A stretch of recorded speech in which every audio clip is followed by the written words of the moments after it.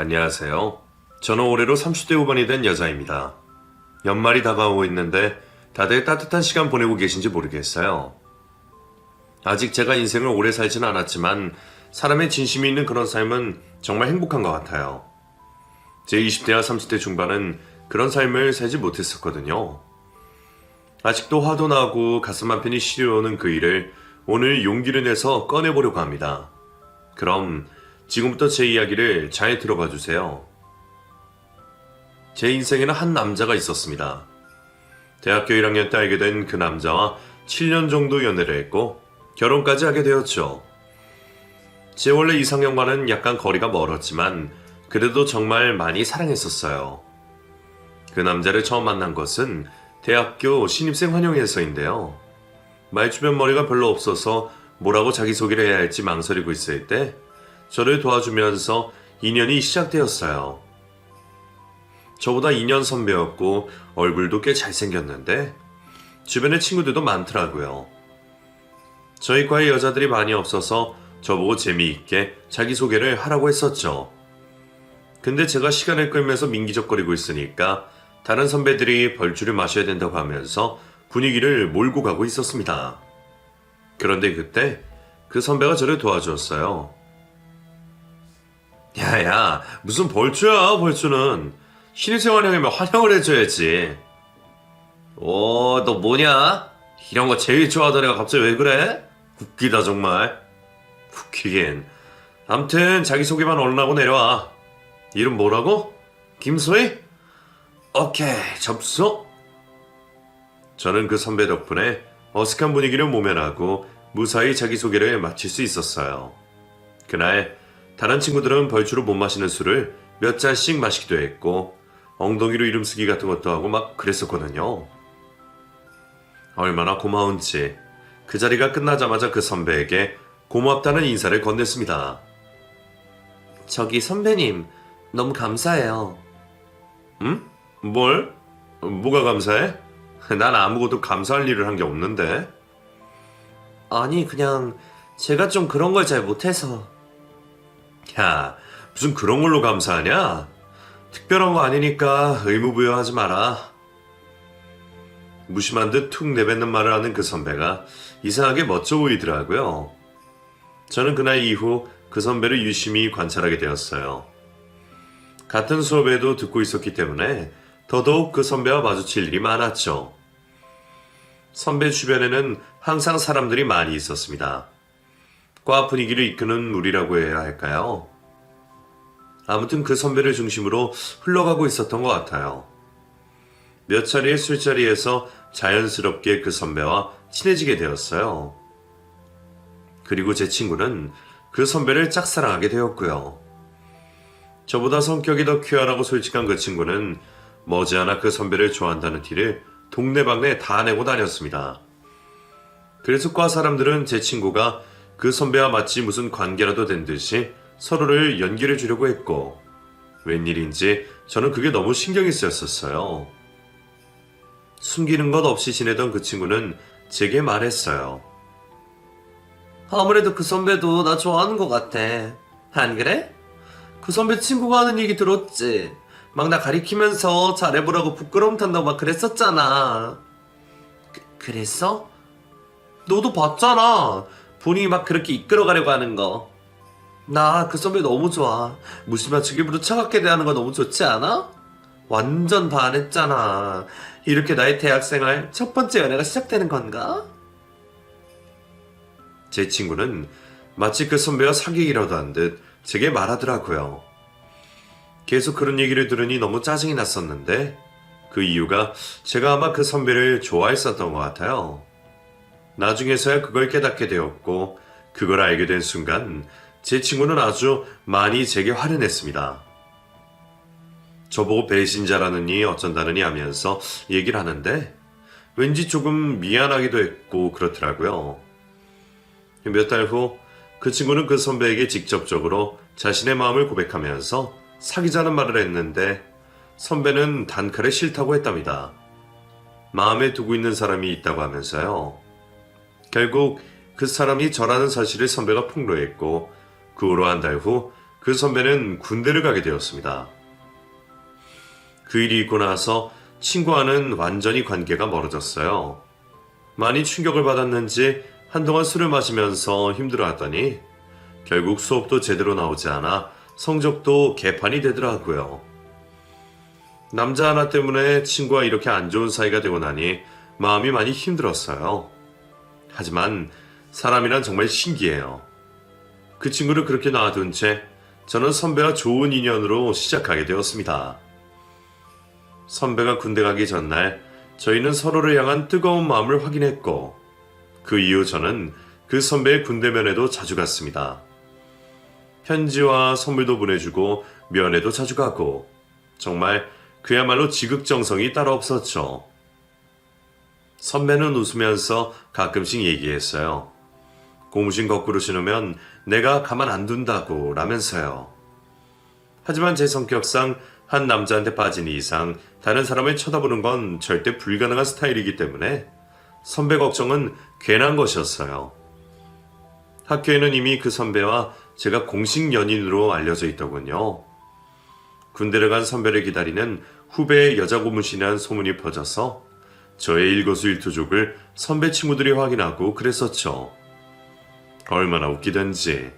제가 가끔씩 다른 남자들과 웃으며 이야기를 했다면 남친 친구들이 와서 일부러 무서운 표정을 짓고 그러더라고요.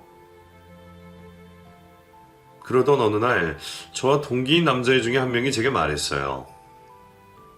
저기, 너 혹시 그거 알아? 네 남자친구 그 선배 말이야. 응. 오빠가 왜? 무슨 일인데 그래? 아니, 그 선배랑 동기 여자 선배 있잖아. 그 김미정. 그 선배가 저번에 네 남친 면회 가서 하루 자고 왔다더라? 너 그거 아나 해서. 뭐라고? 그게 무슨 말도 안 되는 소리야. 난 처음 듣는데. 너 빼고 선배들 사이에서 둘 사이가 수상하다고 소곤소곤대는 것 같으니까 너 조심해. 제 친구의 말을 듣고 저는 너무 당황했어요. 워낙 선배가 인기도 많기도 했지만 그 선배를 좋아하는 여자 선배들도 몇몇 있었다고 들었었거든요. 그런데 남자친구 면회를 가서 자고 오다뇨. 정말 상상을 초월할 일이었죠. 너무 당황한 마음에 남자친구에게 전화가 오자 직접 대놓고 물어봤어요. 그랬더니 남친은 맞다고 얘기를 하면서도 아무 일이 없었다는 거예요. 오히려 버럭 화를 내면서 자신을 이상하게 보는 제가 더 이상하다고 했습니다. 저는 너무 화가 나서 당장이라도 그 여자 선배한테 쫓아가려고 했지만 또 막상 가서 따질 수 있는 성격도 아니었기에 혼자 마음속으로 끙끙 앓기만 했었네요. 저는 늘 그런 식이었어요. 어렸을 때도 말도 안 되는 억지를 부리면서 엄마한테 저를 나쁘게 얘기한 동생에게도 아무 말도 하지 못했었고 학교에서도 친구들이 제가 험담을 했다며 나쁜 식으로 몰아갔을 때에도 바보처럼 그냥 가만히 있었어요. 아니라고 당당하게 얘기도 못하는 제 자신이 답답하기도 했지만 일을 크게 만드는 것도 싫어서 참았어요. 제 성향을 생각해보면 약간 희생을 하는 그런 성향인 것 같아요. 이런 제 성향은 엄마를 많이 닮았습니다. 엄마는 아빠가 무슨 일을 하든지 아주 열심히 하시는 스타일인데 자신이 억울한 일을 당하거나 할 때에는 많이 참기도 하는 분이셨어요. 제가 보기에도 아빠가 잘못한 일이 있어도 크게 부풀리거나 하지 않고 그냥 혼자 술을 드시며 화를 참으셨습니다. 그런 모습을 꽤 자주 봤던 걸로 기억하고 있거든요. 엄마와 저는 세상에서 가장 친한 친구 같은 사이였습니다. 마트나 등산도 같이 갔고 사우나도 늘 함께 가는 너무나 가까운 모녀 시간이었죠. 가끔 보면 딸들이 크면서 엄마와 다투고 하는 경우도 있는데 저는 절대로 그런 적이 없었을 정도였으니까요. 그래서 자연스럽게 제게 일어나는 모든 일은 엄마가 다 알고 계실 정도였고 대학에 들어가 남자친구가 생긴 건 역시 엄마는 알고 계셨습니다. 제 남자친구가 어떤 성향의 사람인지까지 뻔하게 알고 계셨던 엄마는 사실 처음에는 조금 걱정을 하셨어요. 주변에 친구들도 많고 노는 것도 좋아한다고 하니 조금 제 남자친구로 맞지 않다고 생각하셨나 봐요. 엄마는 우리 딸이 조금 진중하고 차분한 사람이랑 만났으면 좋겠는데. 엄마, 내 남친 진중한 면도 많아. 엄마가 아직 잘 몰라서 그래. 진중한 사람이 너랑 친구 사이를 그렇게 훅 갈라놓고 바로 군대에 가버리니? 뻔히 어떻게 될 거 알면서 자기 하고 싶은 대로 훅 저질러버린 거잖아. 엄마는 그런 사람보다는 좀 진지하고 생각이 깊은 사람이었으면 어떨까 하는데. 엄마는 남친의 성향이 조금 마음에 들지 않으셨던 것 같아요. 저와 친구 사이를 그런 식으로 한순간에 갈라놓았다고 생각하셨거든요. 저도 솔직히 그런 마음은 있었어요. 그 친구는 몇 안 되는 과 여자아이들 중에 굉장히 친해진 친구였거든요. 제가 부족한 것도 많이 도와주려고 노력했고 서로 미래에 대한 얘기도 하면서 잘 다녔었는데 그 친구와 멀어진 것이 왠지 조금 아쉽기도 했습니다. 사실 제가 남자 하나 때문에 친구와 멀어지게 될 것이라고는 상상도 하지 못했었고요. 하지만 이미 지난 일이 되어버렸고 저는 아쉬운 마음은 접어두고 연애를 했습니다. 그리고 2년여의 시간을 기다린 끝에 남친이 제대를 했죠. 저는 그동안 못 만나고 그리워했던 남친을 매일같이 만났습니다. 그러면서 예전에 남친에게 휴가를 가서 1박을 하고 왔던 여자 선배와도 자리를 함께하게 되었죠. 남친은 정말 그 선배와 굉장히 친한 사이인 것 같더라고요. 여자친구인 제가 있어도 장난처럼 어깨동무도 하고 수위가 높은 말장난도 서스럼 없이 쳤어요. 예전 일도 있고 좋지 않은 감정에 그런 모습까지 보니 더 이상 참을 수가 없어서 저희는 크게 다투게 되었습니다. 오빠, 아무리 친한 친구 사이라도 너무한 거 아니야? 내가 그 언니 때문에 신경 쓰는 거 뻔히 알면서 아까 술집에서도 어떻게 그럴 수가 있어. 야, 우리는 정말 그냥 진짜 친구라고. 뭐라고 더 해서 설명을 해야 돼. 아무 일도 없었다니까? 그냥 그때는 걔가 더 술이 취해서 몸을 못 가누니 집에 보낼 수가 없었어. 그래서 어쩔 수 없이 재운 거야. 그럼 그 겨울에 술이 취해서 정신도 못 차리는 친구를 두고 가버리냐? 그래도 싫어. 이건 어떤 여자로도 이해하지 못할 거야. 그러니까 오빠도 앞으로는 절대 그 선배랑 너무 친하게 지내지 마. 저희는 그렇게 크게 한번 다투었고 저는 그 이후로 남친 행동을 더욱 유심히 살폈습니다. 가만 보니 남친의 성향은 겉으로는 차가운 척을 하면서도 여자들을 뒤로 잘 챙겨주더라고요. 그래서 주변에 친구들도 많고 또 좋아하는 여자들도 있었던 것 같아요. 그러던 어느 날 또 제 동기 남자애가 의미심장한 말을 제게 하더라고요. 야, 너 저 선배랑 그렇게 꼭 계속 사귀어야겠냐? 사람 보는 눈이 그렇게도 없어? 뭐라고? 너는 꼭 그러더라. 왜? 내가 저 선배랑 사귀는 게 그렇게 싫어? 너한테 피해주는 것도 아니잖아. 그런데 왜 그래? 저번에도 그러더니. 남자는 남자로 보면 안다니까? 너 저 선배 친구들이랑 어디 다니는 줄 알아? 내가 본 것만 해도 한두 번이 아니라고. 너한테는 집에 간다고 해놓고 다른 데 다니고 이런 적이 정말 많다니까? 무슨 말도 안 되는 소리야. 나한테 그런 말 하지 마, 더 이상은. 우리 오빠 그런 사람 아니라고. 저와 동기 친구는 몇 번이나 제게 이런 식의 말을 했었습니다. 저는 그 자체가 너무 짜증이 났었어요. 도대체 왜 나한테 이런 말을 하는지도 모르겠고 괜히 남친과 제 사이를 헤어지게 만들려는 걸로 착각하고 있었어요. 하지만 정말 얼마 후 남친이 저를 속이고 친구들과 함께 나이트에 가서 여자들과 놀았다는 말을 또 다른 친구들로부터 들었습니다. 그날은 제게 몸이 좋지 않아서 집에 일찍 가서 쉰다고 얘기했던 날이었거든요.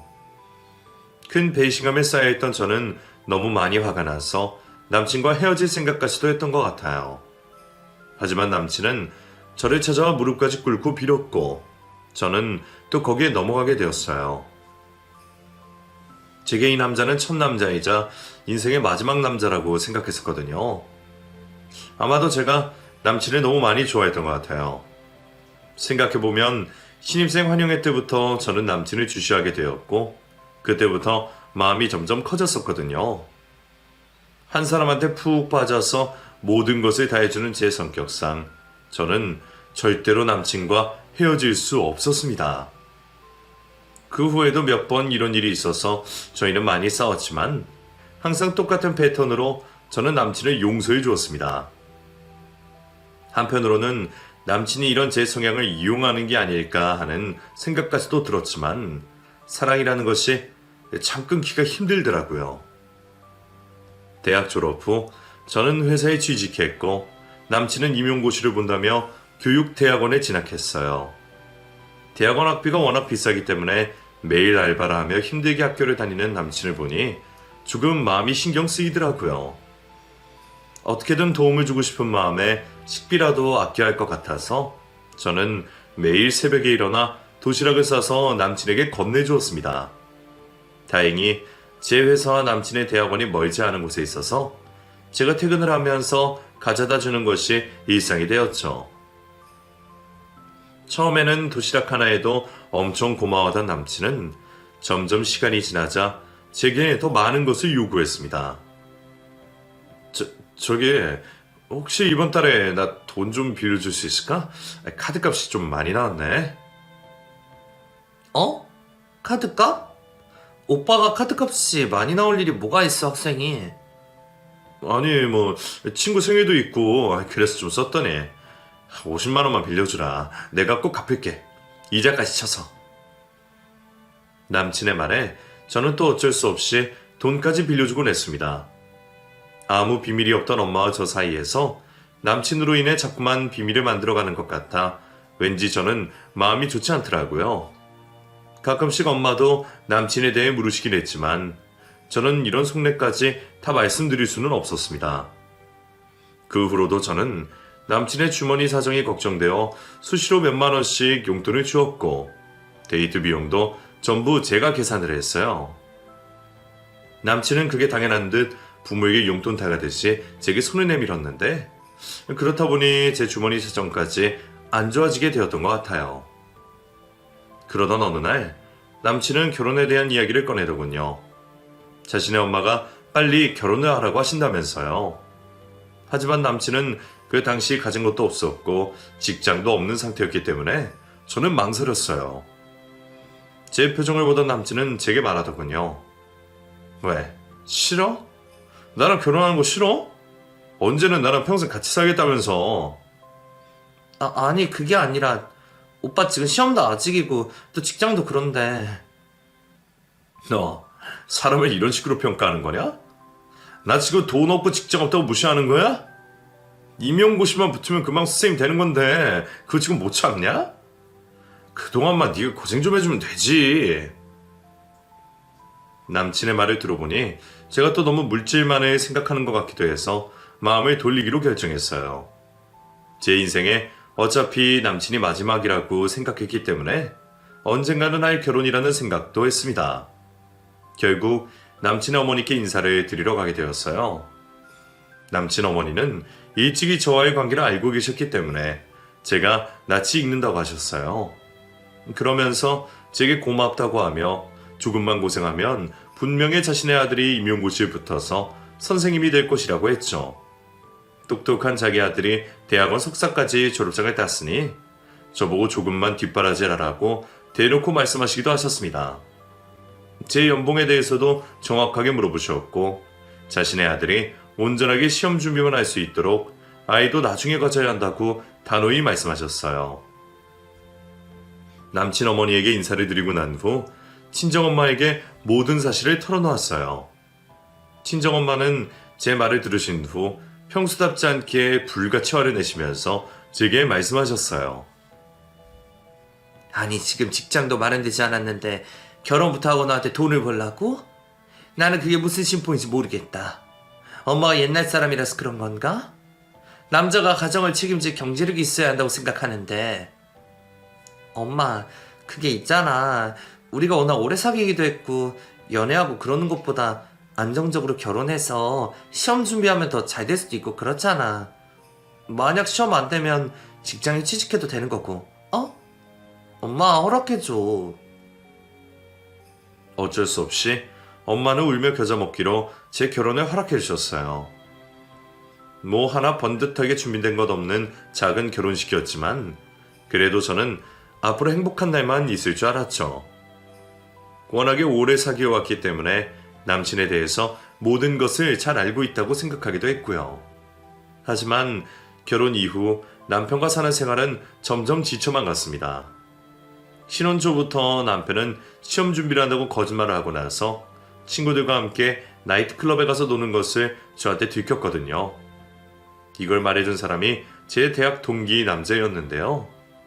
그 친구는 대학교 다닐 때부터 종종 남편에 대한 것을 이야기하며 헤어지라고 했던 친구였어요. 자신이 생일 파티를 하러 간 나이트클럽에서 제 남편을 보았다고 하면서 지금 이럴 시기가 아닌 것 같아 말해준다고 했습니다. 저는 또 이런 문제로 화가 난 것이 정말 싫었어요. 연애를 할 때부터 이런 문제로 몇 번이나 싸운 적이 있었잖아요. 그런데 결혼하자마자 그것도 신혼 초에 이러다니 이게 말이 되는 건가요? 더군다나 저는 생활비를 벌려고 뼈 빠지게 일을 하고 야근을 해서 수당까지 챙기고 있는데 말이죠. 기가 막힌 남편의 모습에 실망감을 감추지 못하고 그날 또 남편과 대판 싸움을 하게 되었습니다. 여보, 당신 정말 구제불능이구나. 시험이 얼마나 남았다고 또 나이트를 가서 놀아. 어떻게 그럴 수가 있어? 뭐? 너 이거 누구한테 들은 거야? 나 미행이라도 한 거냐? 아니 지금 그게 중요해? 그래, 종민이가 얘기해줬다. 박종민이 당신 봤대. 나이트클럽에서 여자들이랑 같이 신나게 노는 거. 아, 그 자식 정말. 야, 그 자식은 대학교 다닐 때부터 그러더니 아직도 그러냐? 나쁜 놈. 그럼 너 좋아하는 거 아니냐? 아직도 시시콜콜 그런 걸 얘기하고 그런 거 보면 분명 둘이 뭔가가 있어. 남편은 오히려 제 대학 동기와 제 사이를 의심하며 당당한 태도를 취하더군요. 얼마나 어이가 없던지. 이런 사람인 줄 알았다면 결혼을 하지 말 걸 그랬나 봅니다. 시간이 지나고도 제 화는 풀리지 않았어요. 남편도 그 이후로 미안하다는 사과도 없이 지냈고 저희는 약 3주간 서로 같은 집에 살면서도 모르는 척 말도 안 하고 지내게 되었죠. 남편은 그 기간 동안 혼자 밖에서 밥을 먹고 오고 술에 취해서 들어오기도 했습니다. 저는 그래도 남편이 시험에만 집중할 수 있도록 최대한 배려해 주었어요. 얼마 남지 않은 시험을 꼭 붙어야 직장을 얻을 수 있을 테니까요. 풀리지 않는 화를 꾹 억누르며 먼저 손을 내밀었고 남편은 기다렸다는 듯 제게 밥을 차려달라며 어린아이처럼 굴었습니다. 그리고 얼마 후 임용고시가 치러졌고 남편은 불합격을 했어요. 내년에도 또 불합격을 했고 4년 동안 계속된 시험에서 저와 남편 모두가 점점 지쳐가고 있었습니다. 매일 이른 새벽에 일어나 하루 종일 공부할 남편을 위해 밥을 하고 도시락까지 싸주었는데 이런 결과가 오니 앞이 캄캄하더라고요. 남편은 결국 시험을 도저히 보지 못하겠다며 스스로 포기하게 되었고 새로운 직장을 찾는다고 하더군요. 그런데 사람이 취업 시기를 놓치게 되니까 받아주는 회사가 정말 많이 없더라고요. 몇 군데의 원서를 써내고 친구들을 통해 면접도 봤지만 결국 남편을 원하는 회사는 아무 데도 없었습니다. 자책하던 남편은 매일을 술로 보냈고 가정의 경제는 관심도 없었죠. 일은 안 하고 하루 종일 빈둥대는 남편에게 짜증을 내던 그때 제 뱃속에 아이가 찾아왔습니다. 속이 더부룩하고 감기 기운이 있는 것 같다 했더니 그게 바로 임신 증상이었던 거예요. 임신 초기에 입덧도 심한데 회사를 다니려니 아주 죽겠더라고요. 그렇다고 아무 벌이도 없는데 당장 회사를 쉴 수도 없는 노릇이었고요. 이럴 때 남편이 번듯한 직장을 갖고 있었다면 얼마나 좋을까 하는 생각도 했던 것 같아요. 친정엄마 역시 제가 고생하는 모습을 보기 안쓰러워하셨고요. 하지만 시모의 생각은 달랐어요. 오로지 자신의 아들밖에는 보이지 않는 분이셨죠. 맨날 자신의 잘난 아들 생각뿐이었고 오히려 저를 많이 무시하셨습니다.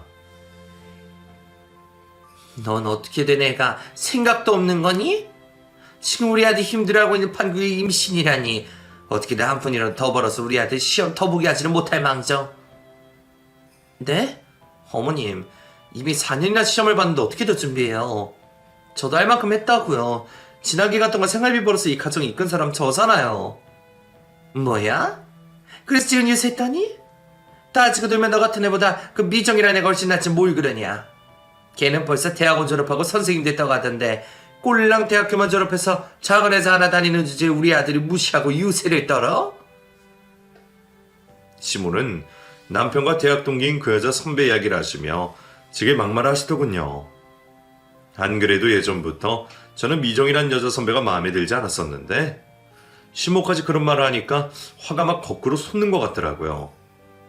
입덧 때문에 고생하며 회사 다녀서 자기 아들까지 벌어먹여 살리고 있는 며느리한테 시모는 정말 못할 말을 많이 하셨습니다. 그 때문이지 남편은 제게 고마워하는 마음을 갖지 않는 것 같았어요. 어느 순간부터 너무나도 당연한 일이 되었고 자신이 돈을 조금 버는 일은 엄청나게 큰 일이 되어 있었죠.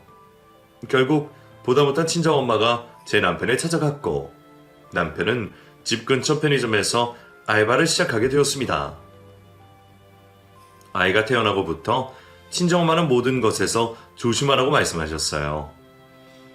행동 하나하나가 아이가 다 보고 배울 수 있다고 하면서요. 그리고 아이까지 낳은 이상 남편에게 함부로 하지도 말고 아이의 미래를 위해 웬만하면 다 참고 살라고 하셨죠. 저도 그런 마음을 갖고 되도록이며 화도 내지 않으려고 했고 남편에 대해서 좋게 생각하려고 했습니다. 남편은 아이가 태어났음에도 자신이 항상 더 중요했고 자신의 즐거움이 우선이 되었었어요. 편의점 일이 끝나고 나면 꼭 술을 마셨고 직장에 다니는 친구들과 함께 나이트도 다니고 여행도 다녔어요. 타들어가는 제 속보다 그래도 아이가 더 중요했기에 최대한 남편에게 좋게 말하면서 지냈습니다. 하지만 남편은 제가 생각한 것처럼 그렇게 변화하지 않았어요. 아이가 유치원을 다니던 어느 날 제가 그만 교통사고를 당했고 그 일을 통해 남편의 본 모습을 알게 되었죠. 그날은 남편이 밖에서 새벽까지 술을 마시고 있었는데 만취가 되어 제게 전화를 했더라고요. 야, 나 여기 어딘지 모르겠다. 얼른 나 찾으러 와. 네 남편 얼어 뒤지시겠으니까. 어딘데? 어딘지 알아야 데리러 갈 거 아냐. 보이는 거 말해봐. 앞에 뭐 있어? 아니면 지나가는 사람한테 물어서 알려줘봐. 지금 영하 10도가 넘는데 밖에서 왜 그러고 있는 거야? 아이 몰라. 대충 여기 약국 있고 모텔도 하나 보이고. 아씨 뭐야 여기 도대체 어디야. 결국 저는 남편이 이야기한 것을 듣고 인터넷 지도까지 검색해서 찾아가게 되었어요. 평소에 거의 운전을 하지 않아 장롱면허였음에도 그날은 너무 추운 날씨였기 때문에 남편을 데리러 갈 수밖에 없었습니다. 새벽 시간에 너무 어둡고 해서 제대로 길을 찾는지도 모르고 막 달리고 있던 중 저는 그만 크게 교통사고가 나고 말았어요. 차선도 잘 보이지 않던 그날 누군가 제 차를 아주 심하게 들이받았던 거예요. 나중에 알고 보니 제 차를 박은 사람은 음주운전을 한 사람이었고 그 자리에서 뺑소니까지 쳤다고 하더군요. 저는 그 자리에서 정신을 잃었습니다. 그리고 한참 후에도 정신을 차리지 못했어요. 누군가 사고를 신고해서 저는 곧장 병원으로 실려가서 수술을 진행했지만 의식이 돌아오지 않았었나 봐요. 친정엄마에게 나중에 들은 말로는 제가 혼수 상태에 빠져서 중환자실에 있는 동안 정말 여러 가지 일들이 있었다고 하시더라고요. 병원에서 연락을 해도 남편은 연락이 되지 않았는데 나중에 알고 보니 혼자 모텔에 들어가 잠을 자고 있었고 제가 사고가 났다는 사실도 다음날 오후나 되어서야 알게 되었다고 해요. 그리고 초상집이 된 친정엄마와는 다르게 남편과 시모는 제가 마치 골칫덩어리라도 된 듯 대화를 나누었다고 합니다.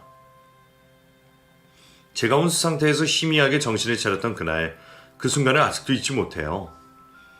친정엄마가 제 눈앞에 처음으로 보였고 눈물을 흘리며 기뻐하고 계셨어요.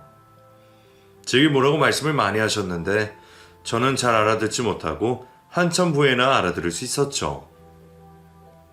눈은 떴는데 온몸이 제대로 움직이지 않았고 말소리도 잘 들리지 않았습니다. 의사와 간호사들이 제 곁에 왔고 뭔가 검사를 하는 것은 정확히 기억을 해요. 몇 시간이 지나고 나니 서서히 제 몸이 자연스러워지기 시작했고 그때 친정엄마는 제게 녹음기를 가져오셨어요. 우리 딸, 엄마는 정말 우리 딸이 행복하길 바래. 근데 그러려면 이걸 꼭 들어야 할 것 같다. 엄마가 바보 같았어. 그냥 참는 것이 행복한 게 아닌데 말이야. 엄마, 울지 마. 우리 딸, 마음의 준비 단단히 알고 들어봐. 이놈들이 무슨 말에 짓거리는지. 친정엄마는 녹음기의 버튼을 누르셨고 그 속에서 시모와 남편이 하는 이야기가 들렸습니다. 시모는 혀를 쯧쯧 하시면서 앞으로도 계속해서 시험을 봐야 하는데 돈은 누가 버냐는 식의 말씀을 하시며 결혼하고 되는 일이 없다고 하셨죠. 그러자 그 다음부터 나오는 이야기는 정말 제정신으로는 들어주기 힘든 말이 이어졌습니다. 아이씨, 그러게 말이야. 차라리 빨리 뒤지려면 빨리 뒤져야지. 이게 뭐야. 이 병수발을 다 누가 해? 똥기저귀 갈아야 되는 거 아니냐고. 짜증나. 미쳤니? 지 엄마가 있는데 왜 그걸 네가 해? 병수발 같은 소리 하지도 마라. 얘 역겹다, 역겨워. 조금 더 기다려보고 이혼 바로 해버려. 보험 들어놓은 거 잘 확인해보고 받을 거 다 받고. 미정이는 아직 결혼 안 했다고 했지? 저번에 만났다며. 여전해? 여전히 너랑 둘이 잘 맞아? 그럼 엄마. 미중이야 뭐 언제든 내가 외롭다고 보고 싶다고 하면 만나주는 애니까. 얘 안 깨어나면 바로 재혼 준비해야죠. 딱 한 달 정도만 기다려 볼까봐. 그래. 혹시 모르니 보험 들어오는 거 싹 정리해서 확인해보고. 알았지? 시모와 남편은 혼수 상태로 침대에 누워있는 저를 두고 이런 말들을 하고 있었어요. 얼마나 기가 막히고 황당하던지 속에서 천불이 막 끓어올라서 심장이 터져버릴 것 같더라고요. 저는 그 자리에서 일어났어요. 완벽하진 않았지만 그래도 제 몸을 온전히 지탱할 수는 있었거든요. 씩씩대며 자리에 일어나니 친정엄마가 저를 부축하며 말씀하셨죠. 내가 얼마나 소중하게 키운 내 딸인데 감히 그것들이 내 딸을 이렇게 취급해? 엄마가 해줄게. 엄마가 더 용서 못해. 그것들 내가 가만히 안 둘 거야. 아주 쓰레기 같은 것들. 엄마, 나 더 이상 안 참아도 되는 거지? 그런 거지? 우리 서연이 내 딸 괜찮겠지? 그럼 그런 쓰레기하고 같이 사느니 차라리 없는 게 나아. 우리 서연이 너 닮아서 속도 깊고 의젓한 애야. 엄마 마음 충분히 다 이해해 줄래라고. 그러니까 우리 딸은 다른 생각하지 말고 오로지 그놈 헤어질 생각만 해. 엄마가 도와줄게. 저는 그렇게 친정엄마와 굳은 결심을 했고 곧이어 남편을 찾았어요. 제가 깨어났다는 얘기를 듣고도 전화만 하고 병원에 오지도 않는 인간이 일하는 편의점으로 찾아갔죠. 그래, 너 이놈 잘 왔다. 잘 만났어. 이런 버러지 같은 인간, 너 오늘 죽어봐라. 너 죽고 나 죽자. 친정엄마는 제 남편을 보자마자 멱살을 잡아 흔들며 이성을 잃으셨습니다. 아니, 이거 왜 이러세요? 정말 이거 놓으세요. 정말 뭐야 무식하게. 그래 이놈아, 나 무식하다. 내가 말했지, 제발 가족에 충실하라고. 한 번 기회를 줬잖아. 적당히 하고 집에 충실해야지. 다른 인간은 몰라도 너는 그러면 안 되지. 우리 딸이 너 시험 뒷바라지 한다고 그 개고생을 했는데 네가 어떻게 이래? 이 벌레만도 못한 인간아. 남편은 친정엄마의 손을 확 뿌리치면서 인상을 쓰더라고요. 그러면서 제발 이성적으로 배운 사람답게 행동을 하라는 말까지도 서슴지 않았습니다. 얼마나 어이가 없고 황당하던지 저는 그대로 몸을 날려 남편의 멱살을 잡았어요. 네가 이러고도 사람이야? 네가 이러고도 인간이야? 뭐가 어쩌고 저째? 너 녹음기에 다 들어있어. 증거들. 그년이랑 아직도 만나서 바람도 피우냐? 너 군대 갔을 때 같이 잤던 년? 너 같은 인간은 내가 아주 요절을 내버릴 거야. 아이씨, 이것들이 모녀상으로 뭐하는 짓이야. 여기들 일터라고 안 보여? 명예훼손으로 신고한다. 그리고 녹음기는 또 뭔 소리야? 몰래 그런 짓까지 했냐? 나 정말 황당했어. 그래, 명예훼손이고 나발이고 신고해라. 나도 같이 신고할 거니까. 너 내가 대학 동기들한테 다 퍼뜨릴 거야. 이 나쁜 놈아.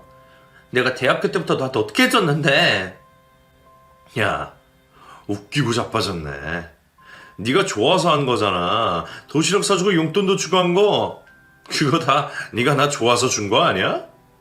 지가 좋아서 해놓고 이제 와서 왜 난리야? 남편의 뻔뻔한 말에 어이가 없고 정말 기가 막혔어요. 그러면서 오히려 제가 대학 동기인 친구와 불륜 관계가 아니었냐면서 따져 묻더라고요. 저는 그 자리에서 당장 제 친구에게 전화를 걸어 전혀 사실이 아니라는 것을 확인시켜 주었고, 오히려 그동안 남편이 나이트클럽에서 부킹을 한 여자들과 어우러져 놓고 모텔까지 갔다는 것을 듣게 되었어요. 남편은 말도 안 되는 모함이고 거짓말이라면서 저와 친정엄마, 그리고 전화기 너머 속 제 대학 동기 친구에게까지 쌍욕을 했고, 결국 편의점에 계신 사장님이 나서서 정리를 해주시기에 이르렀습니다. 모든 내용을 듣고 있던 편의점 사장님마저 남편을 향해 너무하다고 이야기를 하시면서 내일부터 나오지 말라고 자르더군요. 얼마나 쓰레기 같았으면 생판 모르는 놈이 그렇게까지 했을까요? 정말 부끄러웠습니다. 이런 남자와 그렇게 긴 시간을 함께 했다는 것이 너무나도 치욕적이었어요. 제가 아직 몸도 좋지 않은 상태였는데 너무 무리를 해서인지 머리가 핑 돌면서 그 자리에서 쓰러졌고, 잠시 뒤 깨어보니 병원 침대에 누워 있었어요. 깨자마자 저는 눈물이 너무 많이 났어요. 좀 전에 일어났던 그 일이 마치 다 꿈이었으면 좋겠다 싶더라고요. 잠시 뒤 남편에게 모든 이야기를 들은 시모가 병원에 찾아왔습니다. 아이고 무식한 옆에네가 정말.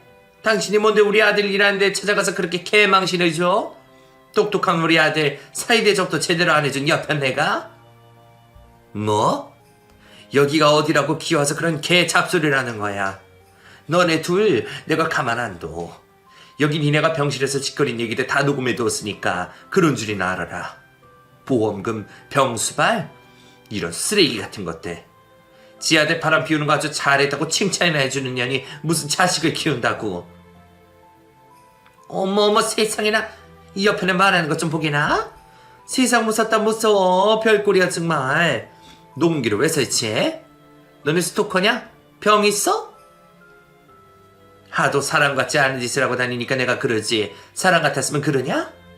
내가 네 아들 바람 피우는 거 알고도 눈 감아준 사람이야. 가정 지키라고. 자식 낳고 사는데 혹시나 나 때문에 방해될까봐. 근데 이건 무슨 엄마란 년이? 친정엄마와 시모는 그 자리에서 서로의 머리채까지 붙들고 싸움이 벌어졌습니다.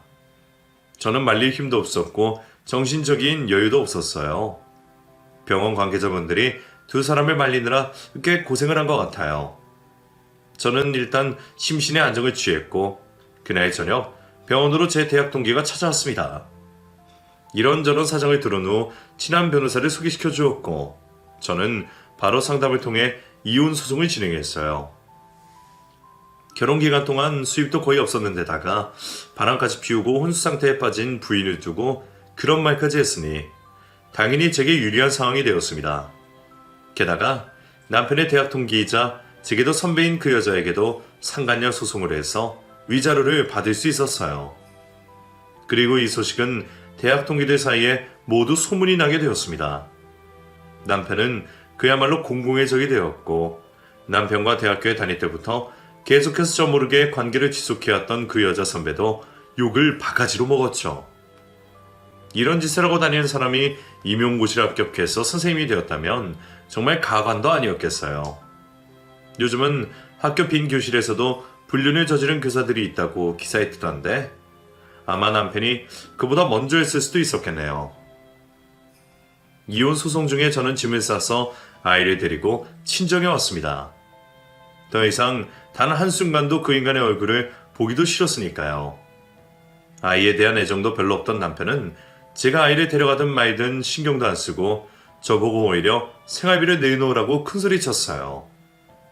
야, 너 때문에 나 직장에서 잘린 거니까 생활비 꼬박꼬박 입금해라, 알았냐? 뭐 또 이런 거지 같은 소리를 해? 당신 미쳤어? 이제는 뭐 남편한테 그지라고 하고 아주 난리도 아니구만. 너 때문에 내가 일 못하는데 그럼 네가 나한테 돈을 줘야지 누가 주냐? 잔말 말고 돈이나 입금해. 참나, 쓸데없는 소리 짓거리지 말고 너 위자료랑 앞으로 애 양육비 줄 생각하면서 어디 공사판 노가다라도 뛰어, 알겠냐? 너 같은 인간하고 바람핀 그년도 정말 대단하다, 대단해. 저는 그지 같은 그 집에서 결국 나오게 되었는데 기분은 오히려 상쾌했습니다. 이제 더 이상 그 사람으로 인해서 울지도 않을 것이라 그 집을 나오면서 다짐을 했고요. 눈물 한 방울도 아깝지 않은 사람이니까요. 그 후로도 전화와 문자로 제게 욕설을 퍼붓던 시몬은 결국 증거 제출을 하게 되어 벌금형에 처해지게 되었습니다. 곧 죽어도 자기 아들이 최고라던 사람이니 앞으로 아들 데리고 행복하게 잘 살겠죠 뭐. 결국 저는 혼자가 되었습니다. 대학교 신입생 때부터 연애해서 결혼한 제 인생의 유일한 남자와 완벽하게 분리가 되었어요.